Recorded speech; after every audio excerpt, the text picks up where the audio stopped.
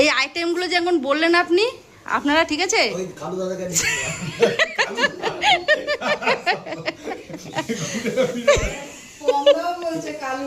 তা শুনেন, যাই হোক আপনারা যেন রান্নাটা যেন এইগুলো সব পাওয়া যায় টাইমের মধ্যে, ঠিক আছে?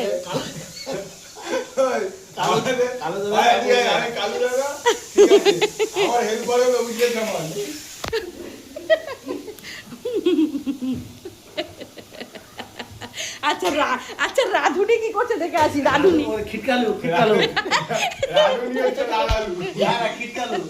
খিটকালু, রাধুনি কি করছে একটু দেখি, ঠিক আছে? রাধুনিকেও তো দেখতে হবে, রাধুনি কি করছে না করছে।